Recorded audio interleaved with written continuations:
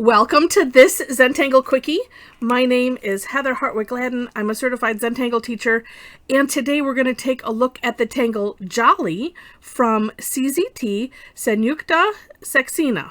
And I hope I got that at least close in pronouncing that. All right.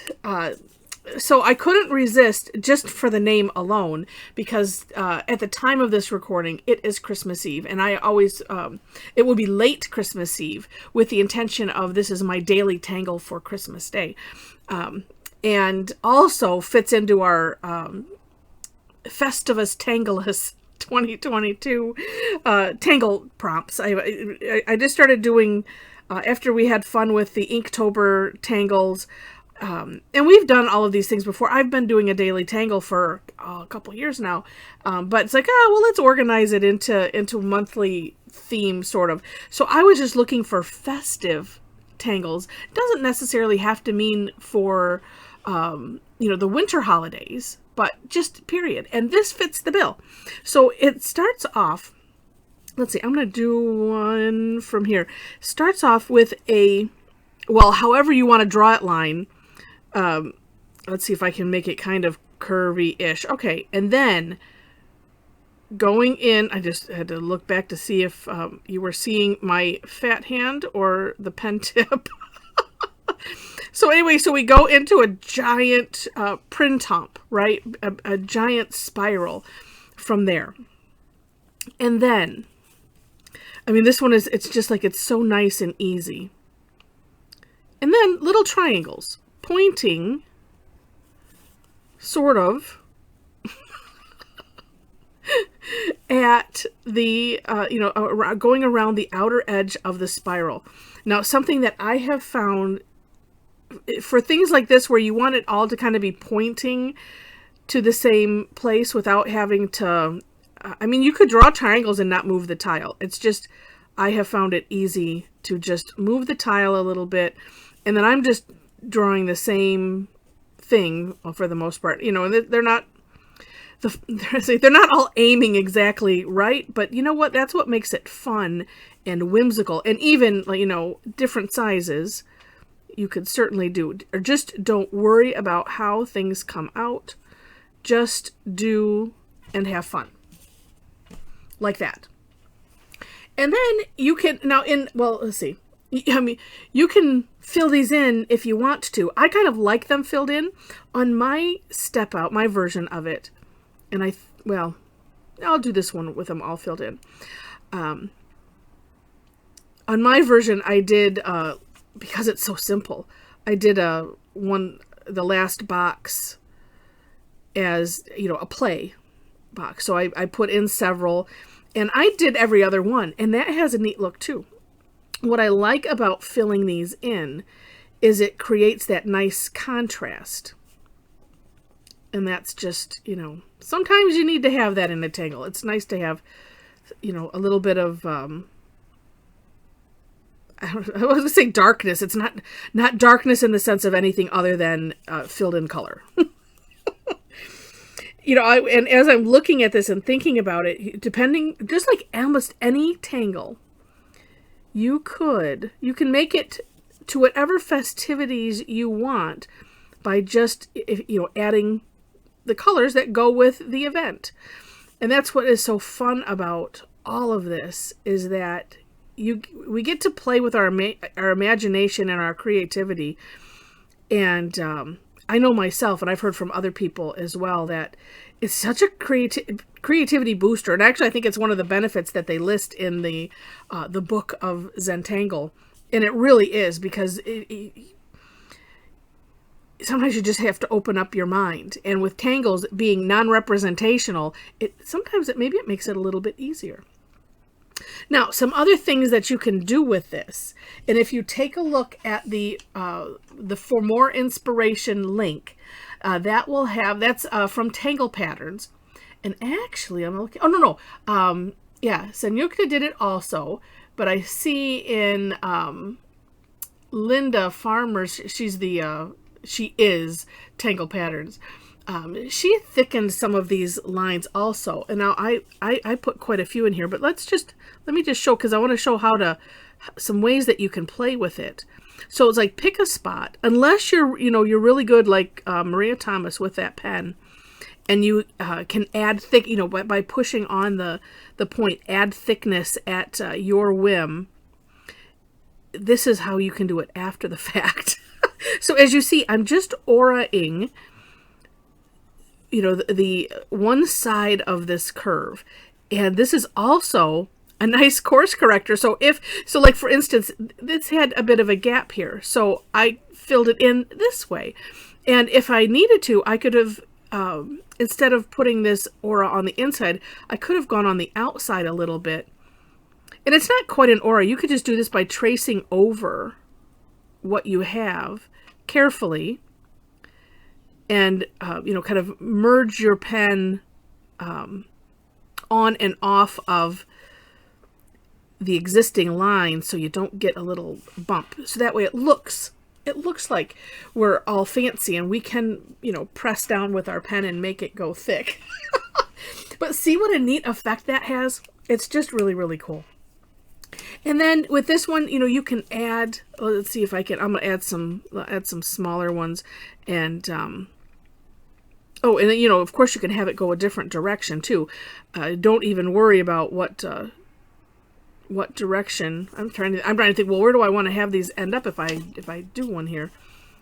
I kind of like having it come off the, and then it's just this. Just don't think about it, Heather. Just do it.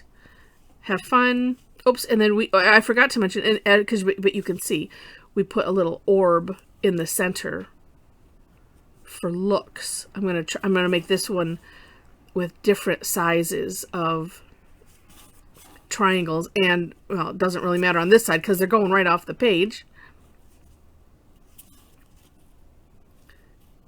But you can see just how much fun this could be, and it's so nice because it's easy to do. And for those, because I know that there are some out there that, so yes, but my hand, I can't draw a straight line. Okay, so what? That's all right. Make it a squiggly thing. It's okay. It's one of those, as long as we're consistent, it's good. Oh, let's see. And maybe, I have them all going the same direction. I need to have one going the other direction. Let's try it. Sometimes it hurts the brain to go another direction, but let's, there we go. All right. And see, it's all okay. Oh, I do like to start these triangles kind of in that crevice there. And what I noticed on the step outs, it seems like they kind of go in a circular around. You could, I suppose, if you wanted to take it down that end, you could. That's up to you.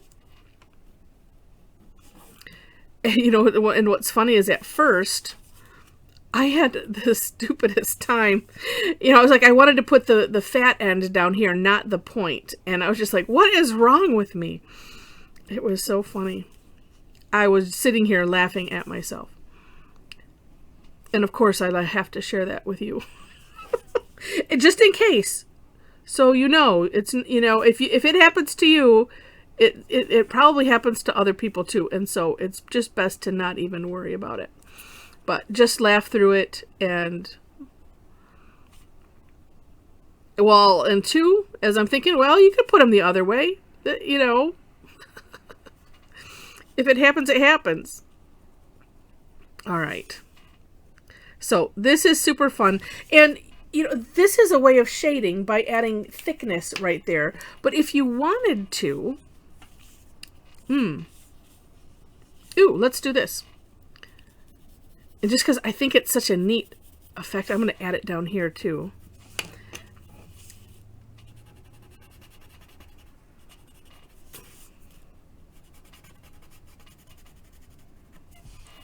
I don't know. I just think it's neat when you put shading on one side of a line.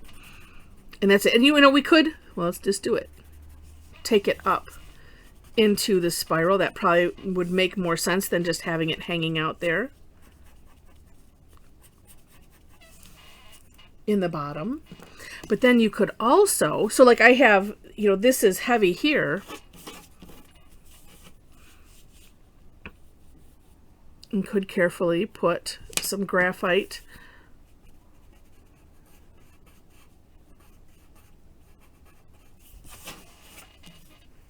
oh, look at how that just made some, it almost made this look more like a thick, not a thick edge, but like as more dimensional than I was thinking it would look. And I'm just using what's left on my tortillon here, just putting some on the opposite side. I realized it really needed some more than what was left on my tortillon.